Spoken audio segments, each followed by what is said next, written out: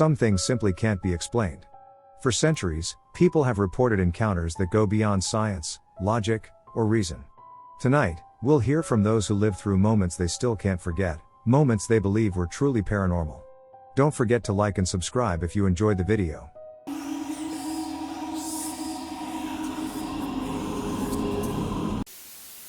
I had a little kitten for about a week that suddenly became ill and had to be put down.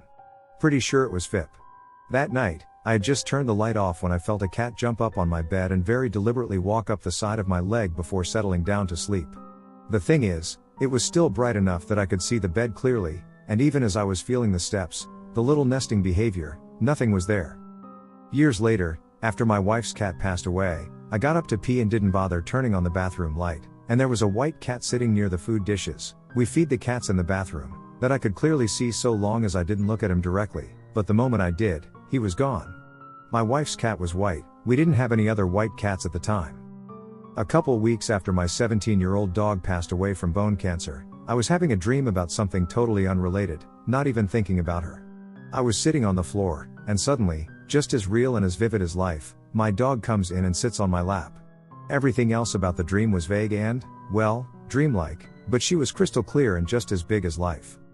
She was not a small dog, about 40-50 pounds, and before she died, whenever I sat on the floor, she'd immediately come over and scoot her bum onto my lap and be all pleased with herself, and of course she'd get hugs and pets.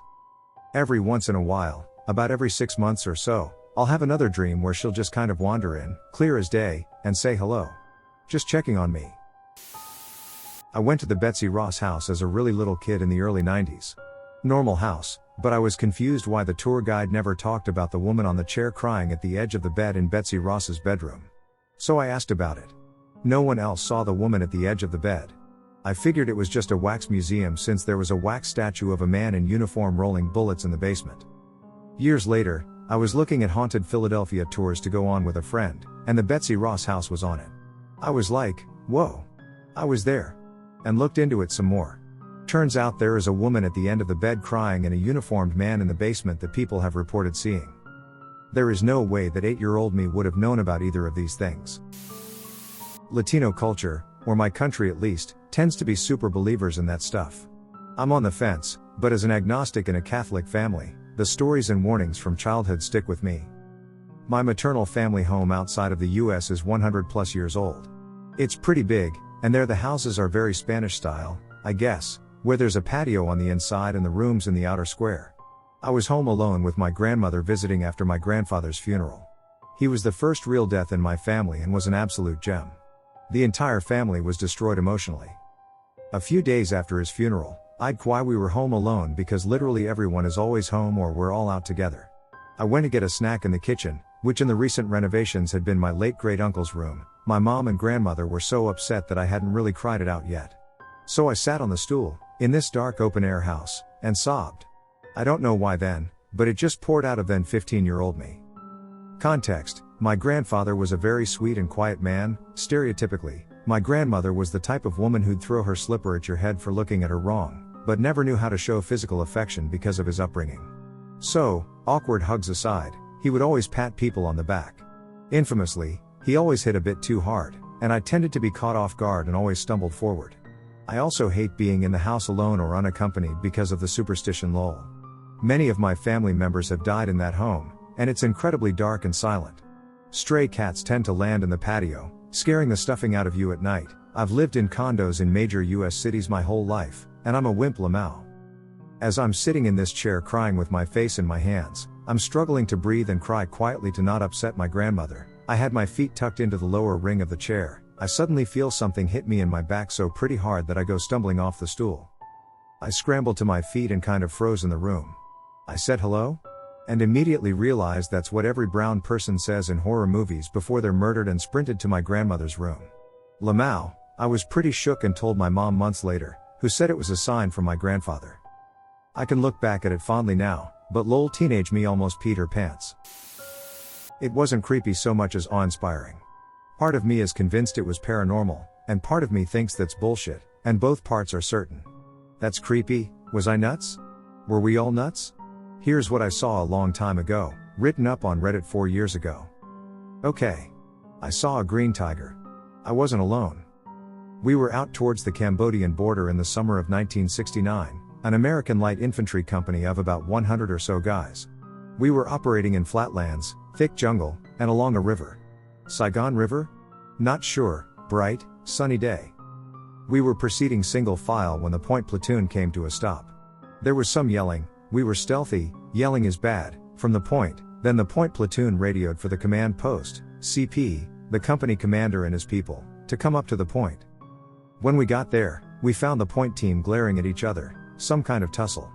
Point and Drag were standing in the machine gunner's line of fire, glaring at him. The machine gunner had wanted to shoot. Point and Drag stopped him. He didn't like that. The object of discussion was across a jungle opening maybe 15 meters away, just peeking at us over the elephant grass. It was a big tiger, the biggest I've ever seen, Frank Frazetta style big, but without the lady. Here's the insane part. The tiger was white where a tiger is white and black where a tiger is black, but all the orange parts were a pale green. We all saw it, maybe 20 grunts and me. The machine gunner was arguing that we have to shoot it, because otherwise no one would believe it. He had a point. But the rest of us were just awestruck. I mean, it might as well have been an archangel, wings, halo, and all.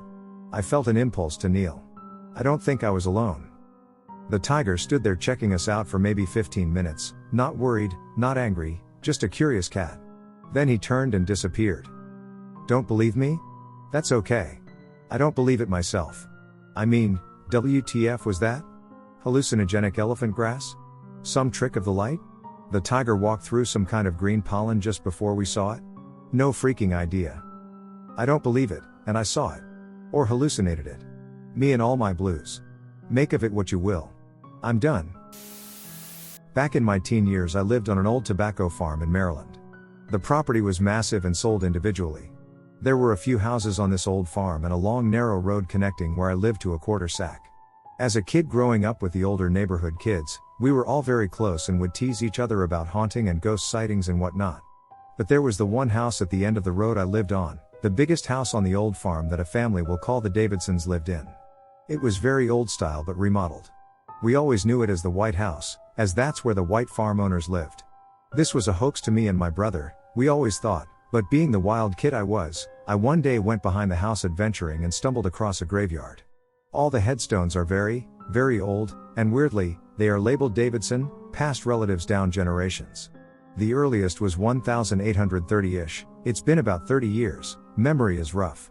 This wasn't the scary part, this is backstory. Fast forward some time, and it was Christmas 1992, and we had this brand new Sony camcorder. This same year we had a new neighbor across the farm down the long dirt road.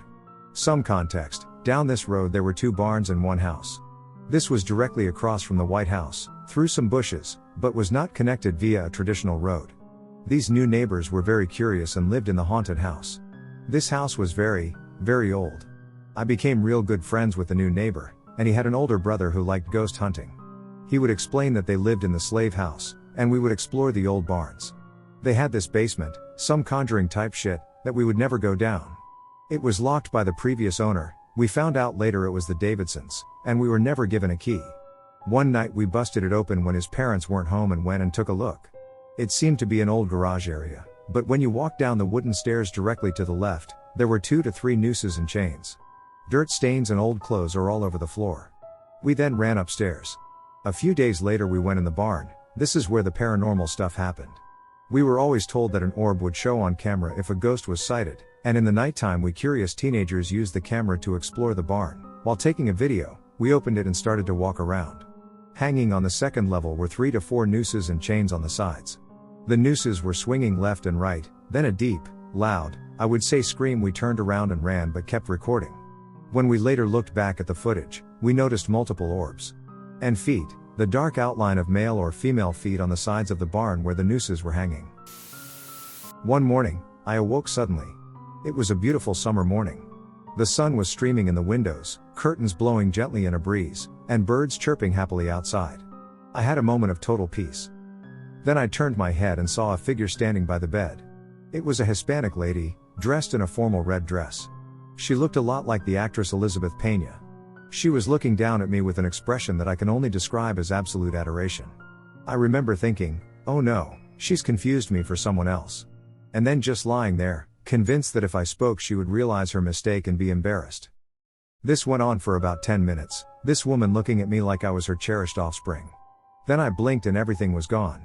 It was dark, and the glow of the moon on the snow outside lit up the room.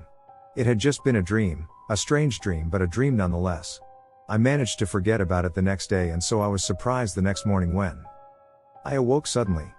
Bright sunlight was streaming through the window. The curtains rippled in a gentle breeze, and birds sang sweetly outside. I turned to look beside me, and there she was. She was kneeling beside the bed, arms crossed on the mattress and her head resting in her arms. Again, she looked at me with such pure love and adoration that I just lay there and basked in it, although I was still sure she had mistaken me for someone else. We stayed that way even longer that time, maybe 20 minutes. And then I blinked, and I was once again in reality, where it was still night and still winter. I mulled over the dream the next day, wondering what it meant. I was convinced my subconscious was trying to tell me something. That night, I was anxious to fall asleep and dream. And so, when I woke to the sun streaming in, the curtains waving in a gentle breeze, and the birds chirping merrily, I thought I was prepared. I lay for a moment enjoying the sights and sounds before turning to where I knew the lady would be. And there she stood, beside the bed. But this was different. She was screaming, her face screwed up in an anxious grimace. She waved her arms frantically. But no sound came from her. It was like I was watching a movie on mute. She continued to try to scream, waving her hands in a desperate pleading motion. She looked as though she was about to cry. I looked back at her in confusion, unsure what was happening. She stopped her frantic waving and looked defeated, and then, a look came across her face. She raised her hands above her head and brought her fists together. Before I knew what was happening, she brought them down with all her might right on my solar plexus. I woke up gasping, struggling to sit up, struggling to breathe, and wheezing as my lungs tried to fill with air again. Back in reality. It is still night, and it is still winter. Once I can breathe, I continue to sit up in bed, traumatized by what's just happened. I'm terrified, but mostly because the lady's behavior had changed so drastically. I cannot calm myself, and so I continue to sit up, breathing slowly and deeply. And at some point, I realize that I am feeling a slight shudder in the bed. Every 10 or 15 seconds. I listen closely but cannot hear any sounds over the fan that is running in the corner. But the shudder comes again. I reach down to put my hands on the bed frame and confirm that something is indeed shaking the bed very gently. I quietly and slowly get out of bed. Trailing my hand along the bed frame, I make my way to the foot of the bed. The sweater chest that sits against the footboard prevents me from keeping contact with the bed frame, but I continue to my husband's side of the bed. As I round the sweater chest, the moon reflecting against the snow outside the window offers a dim light. Enough to see a dark shadow wedged between the sweater chest and the footboard. I watch as the shape twitches and shudders, my mind not able to make sense of what I'm seeing. And finally, thinking I must still be dreaming, I reach out to touch the shadow. It's my dog. He's tried to retrieve a toy from between the bed and the chest but had gotten his collar caught in the decorative scrollwork of the footboard. He is twitching and shuddering because he is slowly choking to death. I scream and awaken my husband, who ends up having to retrieve a knife to cut the collar off. He's managed to twist it perfectly around the breakaway portion so that it cannot work. We get him free and sit for hours holding him and crying, afraid to leave him for a moment. He survives without any issues. But I am haunted by the dream of the lady in red. Yes, I know it's very likely that my subconscious had picked up on the vibrations of my dog's struggles and crafted something in my dream to startle me awake. Except for the fact that I have suffered extremely vivid nightmares for my entire life. Had I only had the final dream, I would have done what I did every time I have a nightmare. Roll over and go back to sleep. I only stayed awake that night because the first 2 dreams had made me start to trust the lady. And so when she so desperately struck out at me, it bothered me on a very deep level. Much deeper than any nightmare ever has before or since. Why did she come to me at all? I'll never know. But I believe that if she hadn't, we would not have found my dog until it was far too late.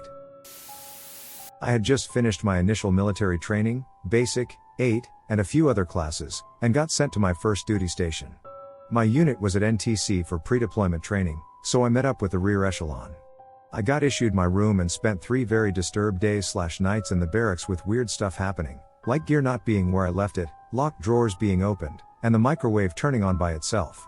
Shit like that. My roommate, who I knew throughout training, showed up on the 4th day, and I told him something along the lines of, "Watch your shit. Someone's been fucking with my stuff, and I don't know who." So the 4th night comes around, and I and my roommate secure our room and gear and go to bed. Gotta be up at 0530 for PT, so it's an early night. We lock all our stuff and go to bed. I woke up around 0100 because my blanket had fallen to the ground and I was cold, which was weird because we were in the south in summer, so it's always hot. I hop down to get my blanket, and I notice my armoire is open, so I open the lock, close it, lock it, and get back to bed. I fell back asleep pretty easily, but I woke up again at about 0230, and all my stuff and my roommate's stuff was thrown around the room. I wake up my roommate, and he's pissed because someone is fucking with us and we can't figure out who it is. We clean it up, lock our stuff, and go back to bed. I woke up a third time at 0337, and we were not alone. I can hear my roommate snoring, so I know it's not him. I sat up and saw someone in the little kitchenette area with the fridge open, looking in it. I was freezing again. I was about to say something as the soldier turned around. My eyes had a moment to adjust to the bright light, and then I started recognizing gear like the L-shaped flashlight on his shoulder, his Alice pack with magazine holders and canteens, boots, and fatigues. This dude was combat ready. As my eyes reached his face, he turned a bit, and I could see it.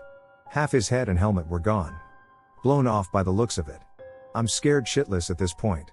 He closed the fridge, walked across the room keeping his bright green eyes on, opened my front door, and walked out. As he exited, he turned back around and said to me, "Be safe." I didn't sleep the rest of the night. I didn't wake my roommate up. I just sat up in bed for about 2 hours till I had to get ready for PT.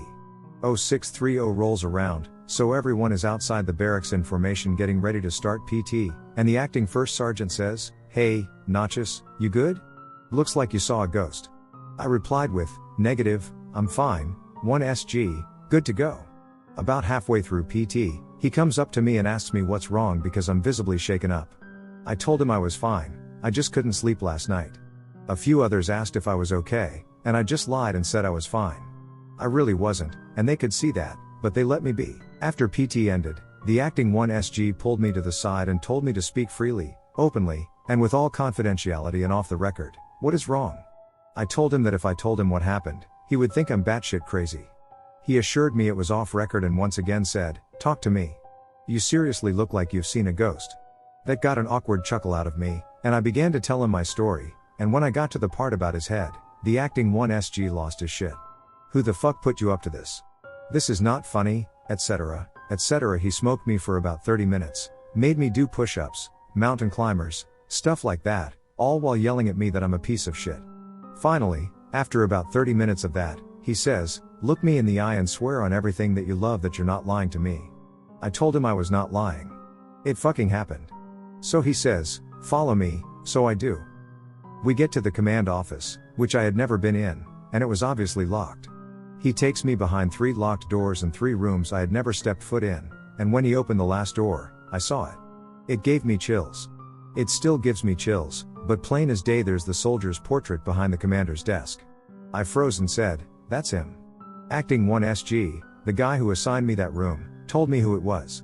He was a corporal in the unit on my unit's first deployment to Iraq, and he died in an IED attack that took off part of his head. I was the first soldier to be assigned that room since it belonged to the deceased corporal. He forgave me, and I forgave him, and he told me some stories about who this guy was. I deployed with that unit just a couple months later and spent 12 months fighting in that shithole. I nearly died I don't know how many times, my vehicle got hit with IEDs and rockets, and it always made me think of that corporal. I survived more things than most people can imagine, and I always felt like that corporal was keeping an eye out for me. Not everyone in my unit was as lucky as me. 3 from my company didn't get to come home.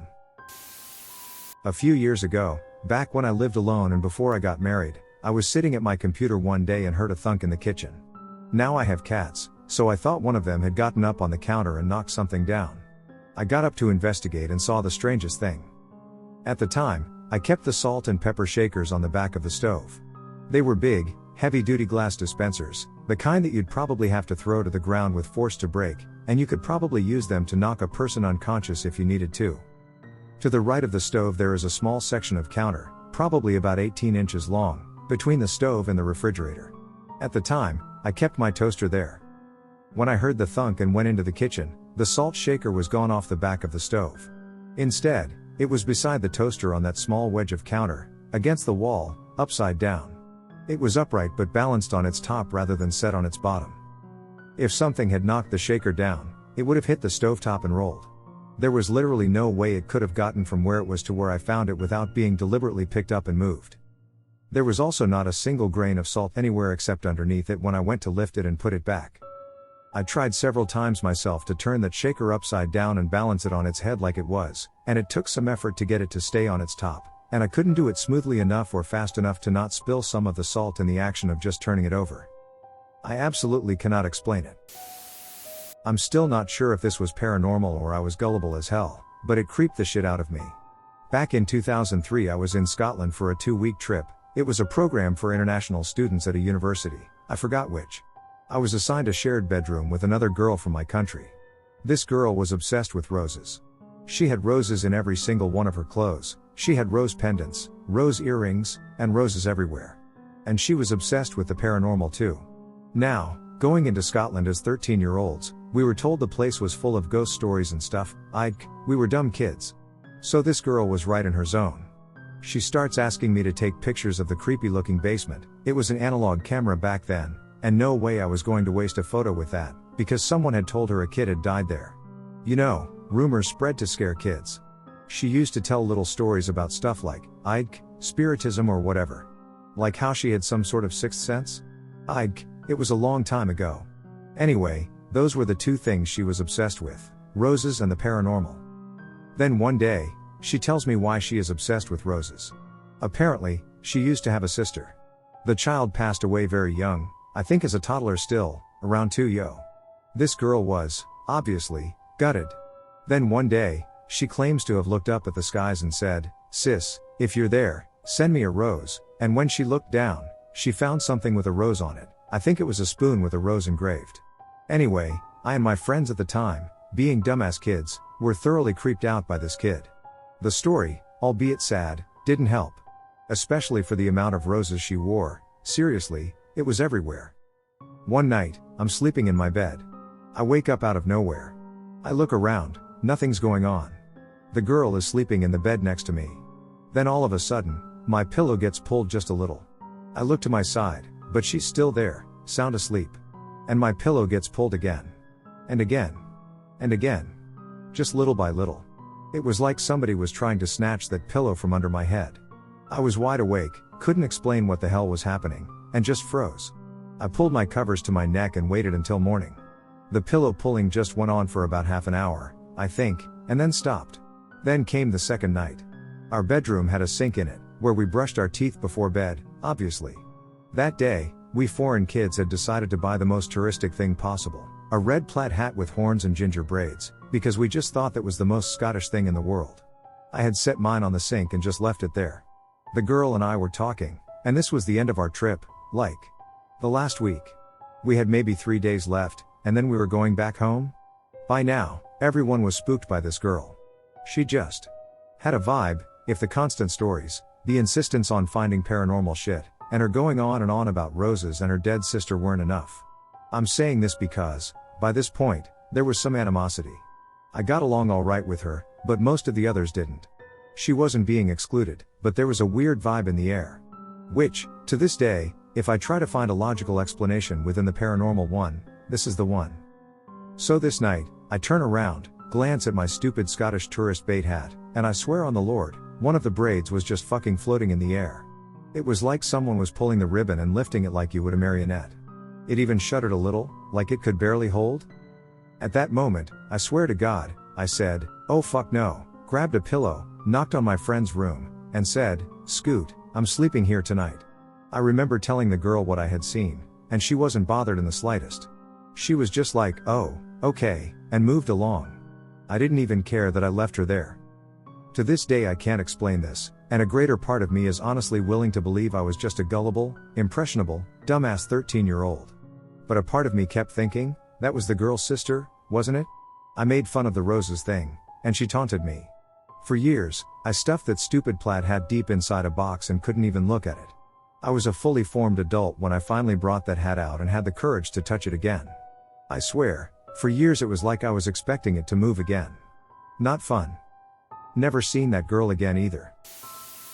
3 years ago, I celebrated my birthday with friends in a function room. The next day, my friend's parents were coming to drive them back home, and my best friend's mother, Katie, who is a medium, came to take her. As usual with Katie, we started to talk about ghosts and the paranormal. And as the conversation was intensifying, we started to come up to the subject of guardian angels. My mother, who was talking with us and who was about 2 meters next to me, that's important for the story, started to say to Katie that she was convinced that her brother, my uncle, who passed away before I was born, was watching over me. And at that same moment, we suddenly spun our heads and fixed each other. We both felt a warm hand touching our shoulders. It was like my uncle was saying, "Hey, you are right, that's me." As I said, we were quite far away from each other with my mom.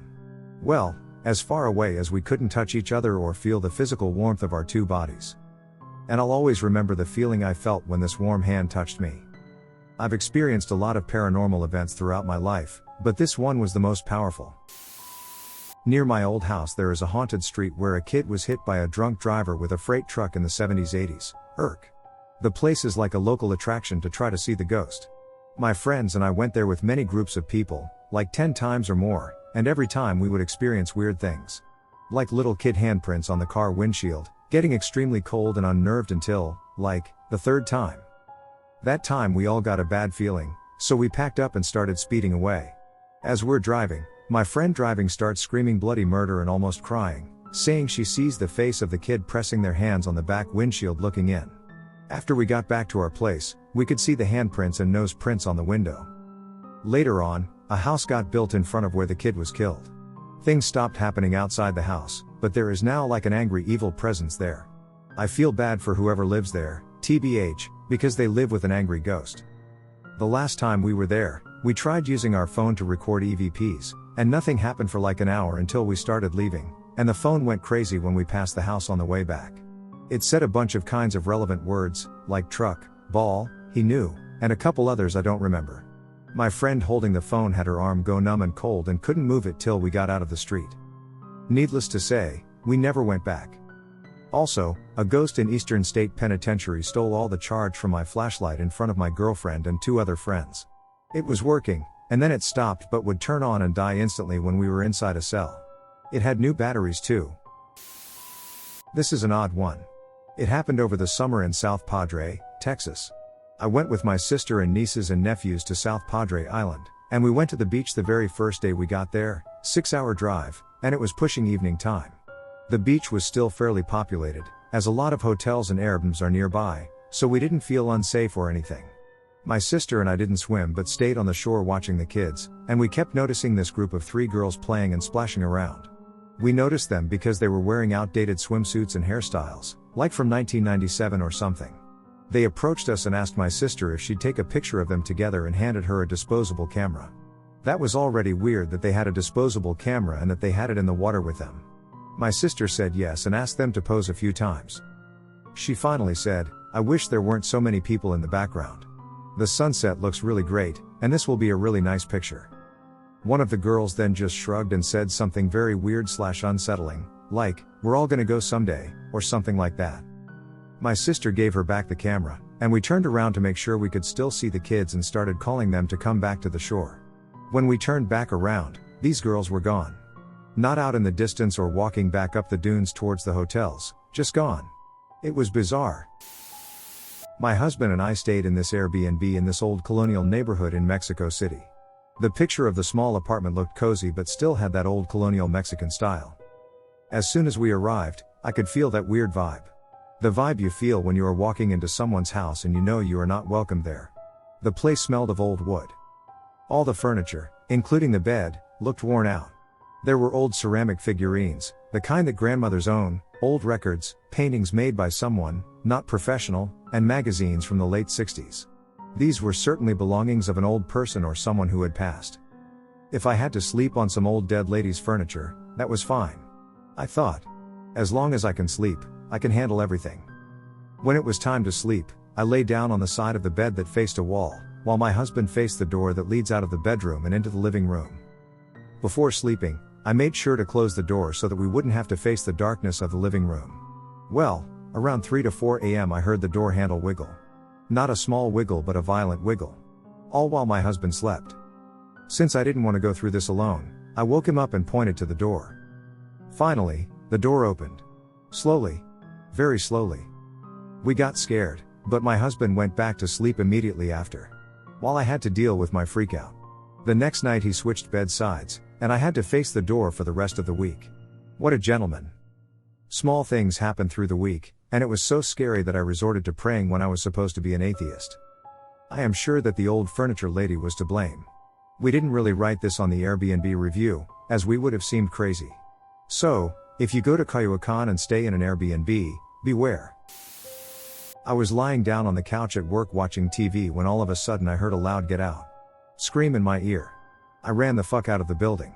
Come to find out from a senior guy that night that they knew all about him. His nickname was Lefty. Apparently he was an old fire chief that had passed away years prior and practically lived at the firehouse. Guys have seen doors on the fire trucks and ambulances open and close, heard doors slam, and had keys to the truck somehow find their way to the floor of the bay from the ignition. Apparently it was common for someone to walk into the firehouse and yell, "Hey, Lefty. What's going on?" to announce themselves. My sister-in-law was in the building one night by herself doing paperwork when she heard loud footsteps and crashing coming from the second floor. She called over the radio that there was an intruder and she needed help. Well, it was shift change at the cop shop, and about 20 cops showed up with guns drawn. Searched the entire building. Nothing. They went upstairs and found books and crap all over the floor. The only way the doors would open is if you used your key fob to get in. She checked the log on the computer, and the only person to enter was her from 3 hours prior. After that I didn't witness much. You would get the odd door slam or something, but once you knew what it was, you kind of just didn't think about it. The only other thing that stands out is the tool cabinet opening and slamming shut on the ambulance. I slept over at a friend's house to play video games. It was just the two of us. During the night I found an old porcelain doll and grabbed it. My friend, who was never serious about anything, asked me to leave it alone. I asked what the problem was if it was just a doll, and he went on to explain that the little doll belonged to his mother, who received it as a gift from her grandmother some 30 years ago. He said every time someone touched the doll, weird stuff happened in the house, flickering lights and noises, but nothing more. I thought it was weird, but I didn't make much of it. Anyway, fast forward to 6 a.m. It was time to leave for work. There is a little metal door below stairs that prevented my friend's little sister from going upstairs. She was a toddler back then. So as we are walking downstairs at 6 a.m., this little fence just smashes as hard as possible right in front of our eyes. We looked at each other and couldn't believe what we had just seen.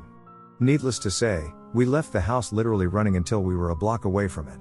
To this date, this is the only instance in my life where I can say, yup, that was pretty much paranormal. When I was a teenager, I went on a road trip from BC to Saskatchewan with my aunt, my mom, and my 2-year-old cousin to visit my uncle. He and his wife lived in an older farmhouse in the prairies that was built in the early to mid-1800s. Not a lot of renovations had been done except for the kitchen and bathroom, so it definitely had a vibe to it. One night after dinner my toddler cousin was playing with a recorder, the wind instrument you play in elementary school, nothing special, just messing around as kids do. We had dessert, watched a movie, then headed upstairs to bed. My mom and I were sharing a room. We settled in for the night and chit-chatted a bit about the day, and we began to nod off when I heard a quiet melody coming from the kitchen, located below our room. I assumed it was my tired brain playing tricks on me and passed it off as nothing and tried to fall asleep. Then I heard it again, a few distinct notes from what sounded like a recorder. My eyes flew open, and my mom and I turned to each other at the exact same moment and whispered, "Did you hear that?" We lay there, wide-eyed in the darkness, while a few more faint notes drifted up the staircase, until eventually we fell asleep. My mom and I tell the story the next morning at breakfast and speculate whether my cousin escaped from her crib for a moonlight sonata. The thing is, at this time she didn't even know how to get out of her crib, and my aunt was such a helicopter parent there's no way she could have jumped the crib, opened the door, and made it all the way downstairs without my aunt waking up. My uncle chimes in and says, in the early 1900s a doctor and his daughter lived in this farmhouse. She contracted tuberculosis, and he had to perform an emergency tracheotomy that tragically failed. I was told there is a grave in the backyard in between those two trees. And points out the window. I like to think the little girl ghost was awakened by my cousin's presence in the house and wanted to try the recorder herself. The next day I was left alone in the house and kept psyching myself out and looking out the window at those two trees in the backyard, expecting to see something. So this one is a little goofy, but here goes. When my cousin and I were little kids, she had this stuffed pig that her mom gave her. My cousin's grandma had made it for my cousin's mom when her mom was a little girl. It was a pinkish red color, shaped kinda like a dachshund, long and skinny, and had no eye/facial features besides ears and the shape of a snout. Like, if you've ever seen the original Winnie the Pooh books by A. Milne and looked at Piglet's face in the drawings, it was similar to that shape but without eyes. So already I remember being sort of creeped out by it. One day my cousin and I were playing in her room and got into a fight over something stupid. My uncle came in and yelled at us and then separated us. He sent my cousin someplace else, and I had to stay put in her room until he said so. So I was just sitting there in the room and looking for things to do while I waited. I picked up the stuffed pig to play with when, I swear to God, the thing oinked at me. This really spooked me, and I immediately dropped the pig and ran out of the room. What's scary about this is that this was just a plain stuffed animal. There was no Build-A-Bear sound chip inside, and I had never heard it make any noises before. As far as I know, it was stuffed with Fluff XD. There was no realistic way it could have oinked at me. But I know I heard it because I was sitting in dead silence in that room with nobody else around. The stupid explanation, the pig oinked by itself, seems more convincing than the logical one, that I heard something else and thought it was the toy. I was 9 months pregnant, living with my husband at his brother's house. The house was previously owned by their grandparents, who both passed in the house. I didn't believe in ghosts really, but they would tell stories about how their grandpa never liked any of my now ex-brother-in-law's girlfriends and would scare them. I thought it was funny, but I never had any issues, so I figured it was just made up. One morning a week before I had my daughter, I was being lazy and lying in bed much later than normal, and the dog was dutifully lying just outside the bedroom door. I was the only one home, so when I heard someone talking in the living room, I was confused, so I got up to see who had come home, but no one was there. The dog was now staring at the door to their grandpa's old office. I went outside, and there was no one in the driveway, and because we lived on a dirt road, I could tell no one had left the house recently. There was a path that ran from their parents' house to this house, and no one was there either. When I went back inside, the house felt different, and the dog wouldn't leave the office door for hours. Eventually I got up the courage to open the door, and as I expected, it was empty. Never heard anything else the rest of the time I lived there. We figured it was just Grandpa checking up on his great-granddaughter. These are 2 stories that belong to me and my sister. At the time I was only 11, our mother told my sister, who was 15, to watch me and my twin brother while she went to work. However, at the last minute I decided I wanted to go with her. She owned her own business, so this wasn't ever an issue. Anyhow, I went to work with my mom that day whilst my brother and sister stayed home. My sister, being the lazy teenager we all were at some point, didn't get up till mid-evening, so she didn't realize that I wasn't home. This is from her point of view and my twin brother's now. My sister yelled up the stairs for me and my brother to come down and help clean up the living room. My brother obliged and came down. I, however, didn't because I wasn't there. My sister obviously didn't know this though. She yelled up the stairs again, "Lily." Again, no response. She sighed and shouted once again, "Lily. Come down now, or I'm going to take your game off of you." There was no response for a few seconds, and then she said as she was about to walk away, she heard my voice yell back, "Shut up." So my sister yelled back, "I'll take your game off you, come and help clean up now." She then heard my voice reply once again, this time saying, "I don't care. Go away." My sister sighed and just walked off annoyed, but not thinking anything of it. A few hours later, I and my mother came home, and as we came through the door, my sister looked at me, clearly very pissed off, and said, "What the hell was wrong with you earlier?" I looked at her, confused, and replied, "What do you mean?" She said, "Ask Daniel, you were being arrogant for no reason. We heard you upstairs." At this point our mother was looking at her, also confused. I then said, "What? I've not been home.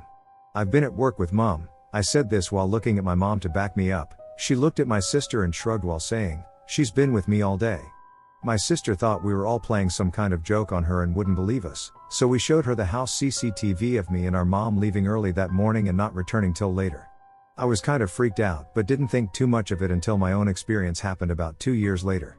Oh also, our other brother and oldest sister were out of town at this time. Now this one is my story. At this point, I was 13, I was home alone playing on my computer, my dog was sitting on my bed, and my bedroom door was closed. Anyway, at some point I heard our front door open and someone walk in. I shouted, "Annalise?" My older sister, expecting that she'd come home early from the party. I heard her reply, "Yeah?" I relaxed and said, "Just checking to see who it was." She said, Okay. I'll be in my room." Now before I carry this on, Let me really quickly tell you the layout of our house. It was 2 floors. My room was the furthest at the back on the 2nd floor, and my sister's was downstairs on the other side of the house, technically a separate part of the house. If that makes sense. Back to the story though, about an hour passed, and I decided to go downstairs and make a cup of hot chocolate. I got downstairs, and I shouted to my sister, Annalise. I'm going to make hot chocolate, do you want one? No reply. I shouted her name once again before going to her bedroom to check, assuming she'd passed out drunk or something. I opened her bedroom door, and there was nobody in there, the entire room was untouched. I freaked out and checked the bathroom and then my brother's room and my other sister's room. Nobody. At this point, I was a scared 13-year-old and upstairs. I texted my sister, "Hey, where are you?" She said, "I'm still at friend's name's party." Why? Reading this, I rang her, and sure enough, she answered, and the party was raging in the background. I started crying and explained to her what had happened. I then stayed in my bedroom until I saw my sister text me, "I'm outside. Can you open the door?" I got up to go downstairs to go and open the front door for her when suddenly I stopped. I had heard the front door open when I thought my sister had come in. My blood ran cold. I texted her, "Isn't it already open?" She replied back instantly, "No, it's locked." I felt sick. I went downstairs and tried the door handle. Sure enough, it was locked. To this day we've never known what to make of these stories. When I was a teen, my next door neighbor's house was the place to be. So I'm there one night, and he's outside smoking with another friend. I stayed in his bedroom playing Mario on his computer. It was only the 3 of us there that night. So I'm at the desk, and behind me is his bed and nightstand with a clock radio on it. At first I just got this intense feeling of being watched. It was really creeping me out, and then after about 30 seconds or so, the radio turned on by itself. Freaked me out so bad. I jumped out of the chair, and when I calmed down, I went to the radio and tried turning it off by the switch. It didn't work any of the 50 times I tried, so I unplugged the damn thing, and it still kept playing music.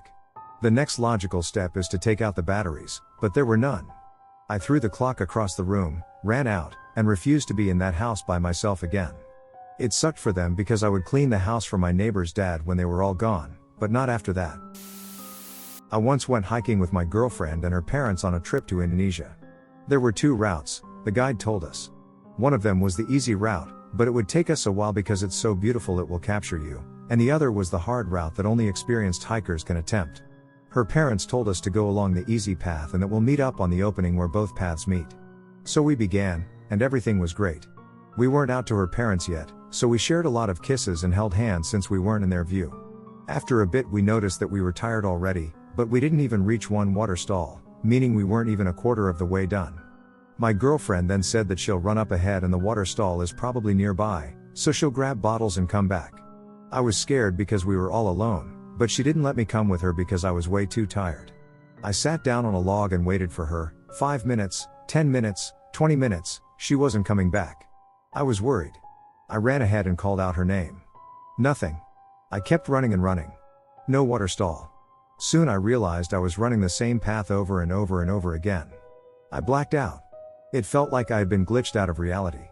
I woke up a bit later on the same log, my girlfriend looking over me with a worried face.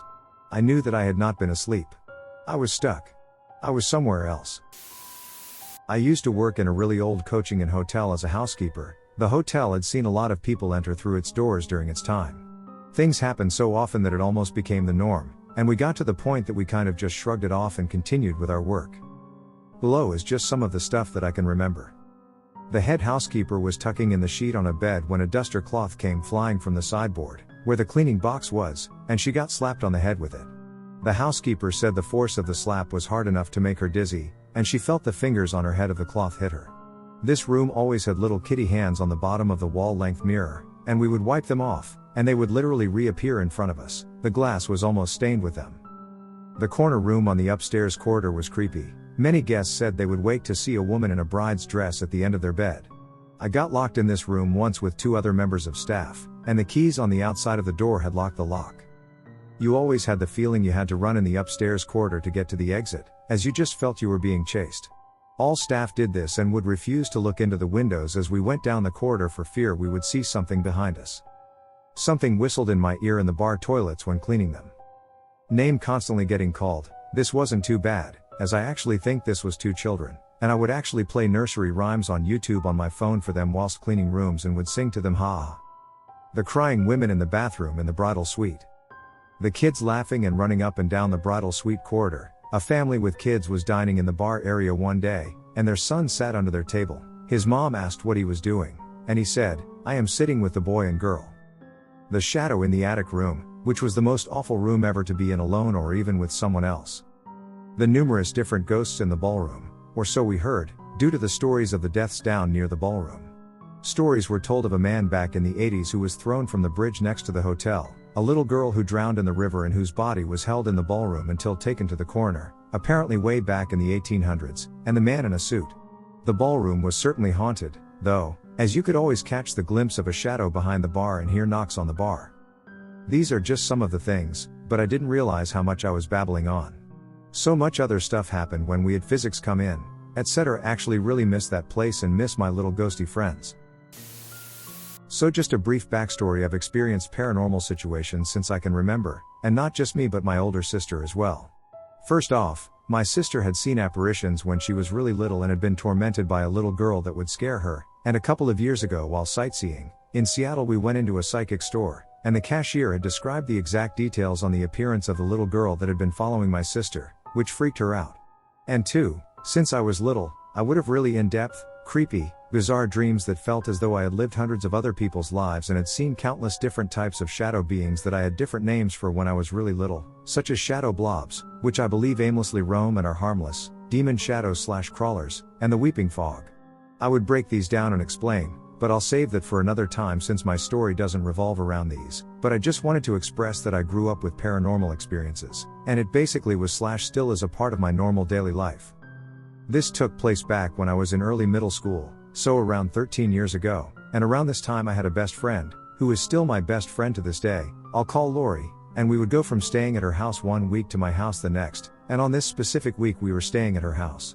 So one odd similarity we always noticed about either of our houses was that there were certain areas of both of our houses that were unusually colder than the rest of the house, and when I say unusual, I mean that it was so unusual that first-time visitors always, without fail, would mention the temperature difference at both our houses. At my house it was the basement, and at Lori's house it was her living room. At this point in time I had already stayed the night at Lori's house numerous times and we would always sleep in her living room. I would always be the last one to fall asleep since I struggled with really bad nightmares that happened almost every night, like I mentioned earlier, so I would be the only one awake to hear things fall and hit the ground in the kitchen right next to the living room or even see things fall from the coffee table that was only a few feet away from the spot on the floor where I was laying down at the time. And not only that, I would also notice the temperature would drop and I would get this overwhelming sense that I was being watched, to which I would cover my head with my blanket and would close my eyes and struggle trying to fall asleep. So on this particular day it was around late evening. Lori and I were at her house alone, and one of our friends that lived close by had just come over. I'll call her Kara, and Lori was telling us about this creepy plastic doll she had that had a button on its back, and when pressed, it would sing the Ring Around the Rosie song. So I asked her where the doll was, to which she said it was in her garage, which the door to the garage bordered between the living room and kitchen. So wanting to see it, Lori and I went into the garage, while Kara, uninterested, went outside just on the other side of the garage door that was down at the time. Lori's garage was used more like a storage space and was cluttered with boxes full of all different kinds of things, old toys, etc. And after digging for a while, we finally found the doll, which was in poor condition. It had short blonde hair and matted pigtails and a stained pink frilly dress. And as soon as Lori pressed the button, it started in a normal little girl's voice, "Ring around the," and at this point, its voice got deeper and started to stutter, "Ara Rusi PP pockets full of PP posy." I looked at Lori, horrified, who also looked back at me in complete shock, and she said, "It's never done this." And at the last sentence, it sounded faded, almost like two voices were saying the same thing in sync, we'll fall. And before it finished the last word with a pause, the lights in the garage flickered and went out, and just before we could react, the doll roared the last word in the deepest, most demonic sounding voice that still gives me chills.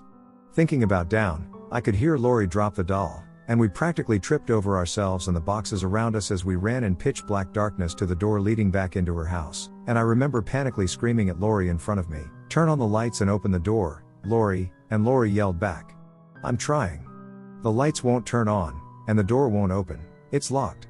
I could hear her frantically flipping the light switch up and down as well as the door handle jiggling as she desperately tried to turn the doorknob. And in the midst of our yelling we could hear the doll start to sing again and the demonic voice ring AR around th the RRRR Rosies. At this point we were pounding on the door and both screaming Kara. Kara opened the door, please, repeatedly shouting Kara's name. I remember feeling like the temperature dropping drastically as well as this overwhelming feeling of pure horror and dread, like something really bad was about to happen. And as our poundings on the door got more frantic, the door flew open with Kara on the other side of the door staring at us in annoyance and confusion, and we pushed past her, causing her to stumble back, and I slammed the garage door and instantly locking it, and all three of us stood there in stunned silence, the only sound being Lori and I's labored panting when Kara yelled, "What the hell are you guys screaming about?" And Lori and I tried to explain to her what happened. Well, we tried anyway.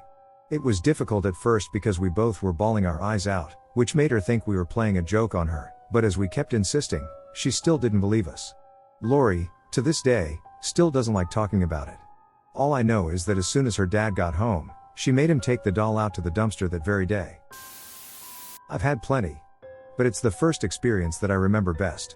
I was 14 to 15 years old. I shared a cramped room with my younger brother. We lived in an old barn loft that was converted into a livable space. Our beds sat parallel. His, the one on the left facing into the room, was closest to the door. At the foot of my bed, about 5 feet away and to the left, was a small closet door. The door was only about 5 feet tall. I'm asleep. As is often the case in my episodes, I just kind of suddenly am aware that I'm unable to move. Breathing is difficult, like I'm drowning without my lungs filling with water, and my mind screams that I need to move to wake myself. Suddenly, I can see my room. This might sound nuts, but whenever I have an episode, and this sight happens, I'm seeing through my eyelids. I can feel my eyes are shut, but I can see my surroundings. Out of the small closet door pokes a flat-brimmed hat atop a long-haired head. Then shoulders. Then elbows and a long, thin leg. This tall dark figure just smoothly slides out of the closet and stands in front of my bed. He just stands there. I can sort of see him sway side to side, but other than this, he's motionless. I can hear this muffled heartbeat racing in my ear. I hear myself hyperventilating. I can hear it, but it's like I'm listening to these things underwater. I still can't move. Then I hear his voice in my head. No movement. He just says, "There are people who watch from behind the walls." And he gestures to the wall behind him. The wall turns translucent red, and I see what look like deformed children in rags. They're speaking, but in whispers, and I can't understand a word. They moved around like ants. He starts laughing but still remains like a statue. And, snap. It felt like a firecracker in my right ear. I shoot out of bed. I actually landed out of bed on my feet. We didn't have carpet, just this thick plywood type crap that made every footstep sound like a stomp. My brother woke up and asked what I was doing. I just blurted out, "I tripped," and crawled back into bed. It was around 3 a.m. I stayed awake until I heard the birds outside, then I went downstairs. Messed me up for a while. When I was about 8 years old, my family had just gotten back from a vacation at Lake Powell in Utah. On the way back we stayed at the Hotel Colorado in Glenwood Springs, Colorado. Now, like I said, I was 8, and this is before smartphones were as big as they are now and every 8-year-old had an iPad. So that being said, my parents knew damn well that the hotel was haunted. However, I did not, because I did not have internet access. That being said, the second we walked into the hotel, I instantly said, "This place is haunted, I do not like it here." The bellhop looked like a regular bellhop, but 8-year-old me was weirded out because he was in an old traditional red button-down with a weird hat. We then got to our rooms, which, if you've ever stayed in the Hotel Colorado, were just as they were back in the 1800s. They may have gotten some updates since, but that's how they were then. We went and got food, and while we were eating, a baby bird fell out of a tree and landed in my mom's cocktail. Being Colorado natives, we knew well that's not out of the normal, seeing as it probably tried to leave the nest and the boot bird didn't fly. So we just went on with our day. After dinner we decided that we were going to go play mini golf. At that moment when we were on some hole, another baby bird fell out and, I kid you not, made a hole in one. We thought that was creepy as all get out, but still my parents did not let on that the hotel was on it. Then came nighttime, and my brother and I were in one room, and my parents were in another workroom connected by a Jack and Jill bathroom. I laid there for probably 5 minutes and then said, "Nope, fuck this, I'm going to sleep with mom and dad again." I was pretty young, and by now I figured out that this hotel was on it. Not by my dad telling me bye-bye. Young kids have some intuition with such things, and then as I got in my dad's room, it was about 8 o'clock at night. Like I said, this hotel is super old and has those old wrap things above the door. Before I knew it, every single one of them in the hallway closed at the same time, just one solid thump, and all of them were closed. After that I lay in bed and promptly fell asleep. My dad did, and later on he said that the door to the room opened and he saw an orb enter and the door shut. Will not be returning. That being said, the story isn't over. My brother then went to a popular place that teenagers go to cliff dive and do other such activities. Then he saw the bellhop in full getup. Full uniform. Over 2 hours away from the hotel. My dad had built our house from scratch, so we always thought that there was no way it would be haunted. Or well, at least that's what my mom always said. When I was 15, I used to wake up at 3 a.m. every single night. I used to see shadows out of the corner of my eye and hear stuff. The worst that happened was feeling a strand of hair being tucked behind my ear gently. After that, I was convinced there was something. Last year things got worse. I got footage of my bedroom door closing by itself, a small child's handprint appearing straight after painting our corridor on the wall, and my set of keys being thrown across the room. My boyfriend claimed he saw a small child in our kitchen, just a few days after I saw a head peeking out at me from around the corner. All of my siblings claimed they were seeing stuff or getting things thrown at them. My mom almost went crazy. She kept hearing growling from underneath the bed, happened to me as well, and she even showed me a bruise that appeared on her leg. Not just any bruise, a bruise that was the shape of a bite from a human, teeth marks and everything. That was all after she got a priest to cleanse the house. That's what we believe made it worse. My mom admitted that my dad would lock himself in the bathroom at times and tell her that they were talking to him and he couldn't tell her anything. He died when I was just 5, mind you, he was a healthy man. Our local priest told us that there was a possibility that human sacrifices took place in that certain area of land a very long time ago. Nothing is confirmed. All I can say is that this house has ruined my life. It cursed us and ruined our family. I have a few stories. When I was a child, it wasn't unusual for me to see shadows walking around. I dismissed it as being just an active imagination until I saw one of these and my neighbor looked at it too. I woke up at night once. I was around 8 years old and saw something glowing over my wardrobe. I asked my dad to check it in the morning, and there was nothing there at all. At around 10, I and a friend were spooking another boy by running behind a hedge and scaring him. It was my turn to go back there when I saw the Hat Man, a dark shape that looked like he was wearing a hat. I ran screaming, and one of the friends asked me what it was. I said I saw something, and he wanted to see it. He goes behind the hedge and runs screaming too and says to me, "There was the man with a hat there." I didn't describe what I saw to him before he saw it. A couple months later, one of the neighborhood kids claimed he saw dark shapes in the woods by our neighborhood. This was backed up by one of my friends from school that came over. These two never talked to each other. And a more recent one. In 2016 I was walking the way of St. James. I got kind of hurt one day and told my friends that I'd meet them a few towns over the next day and stopped by a hostel and kind of just slept like a brick at around 5 p.m.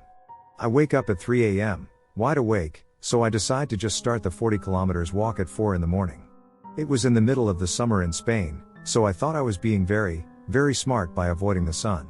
As I'm walking, 1 hour later, I hear footsteps coming towards me, very loudly. I think it's just another early pilgrim, but when I look around, there is no one there. I hear the footsteps getting louder and then lower, like they passed me. I get kind of creeped out but carry on anyway, not like there was anything else I could do, really.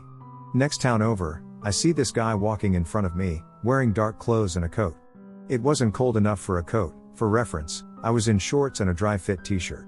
He keeps walking ahead of me and turns a corner. A few seconds later, I pass the corner, and when I look at it, there is no one there, and nowhere he could have gone either. Oh, and I think I saw a UFO once.